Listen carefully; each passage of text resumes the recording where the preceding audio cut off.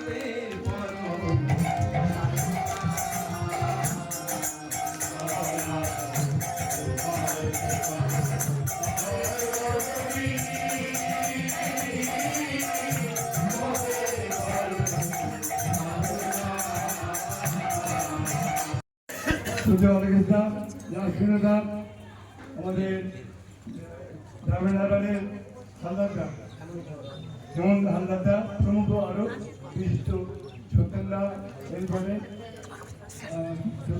আরও বহু মানুষ উপস্থিত তারা এখন সে এই আনন্দের দিনে আমরা কিন্তু খুব হতাশা করতে হয়েছিলাম। তখন দোতলায় মন্দির, চারতলায় হবে, কিন্তু আমরা থেমেই কিছুতেই অনুষ্ঠান হচ্ছে না। পরম পরিবার শ্রী কর্তা এলেন, তিনি এসে প্রায় সব জায়গায় ঘুরে ঘুরে দেখলেন, এসে তখন এই দোতলার ছাদ, এই একটা ছাদে আর দোতলার উপরে গেস্ট হাউসে উপরে বললেন হেমন্তদা ও শ্রীকণ্ঠ মাইতিরা ছিলেন, আরও অনেকেই ছিলেন, এই মুহূর্তে মনে পড়ছে না। আমরা যদি কেউ পারেন দৃষ্ট প্রসঙ্গে চতুর্থ খণ্ডে বিস্তৃত আলোচনা আছে, তিনি কখন এসেছিলেন, কোথা থেকে শুরু করেছিলেন। তিনি যাত্রা শুরু করেছিলেন 3রা নভেম্বর 1976 সালে এবং শেষ করেছিলেন 20শে নভেম্বর। তা প্রথম তিনি এসেছিলেন শিবচেন মন্দিরে, সেখানে তার যাত্রা শুরু করেন। সঙ্গে 76 জন ছিলেন তার পার্সন, একটা বড় বাস ছিল এবং 8 জন গাড়ি, ভর্তাজি গাড়িতে এসেছিলেন। আর সঙ্গে আরও প্রাইভেট কার 2-3টে ছিল। সেই সব দিনের কথা মানে কি বলবো, তিনি এত ক্লোজলি ছিলেন, প্রাণের কথা বলতে আমরা প্রতিদিন আসবেন করে আমরা রেগুলারই টিফিনের ব্যবস্থা করছি, সেদিন এমন দুর্ভাগ্য আমাদের সেদিন টিফিনের ব্যবস্থা করতে পারি। সৎসঙ্গ শেষ হয়ে গেছে, আনন্দবাজারে দাদা মায়েরা সবাই প্রসাদ নিচ্ছেন। আজ কাকদ্বীপ সৎসঙ্গ বিহার মন্দিরে পরম পূজ্যপাদ শ্রী শ্রী পর্দার 49তম শুভাগমন স্মরণ দিবস উদযাপিত হলো নানা মাঙ্গলিক অনুষ্ঠানের মধ্য দিয়ে।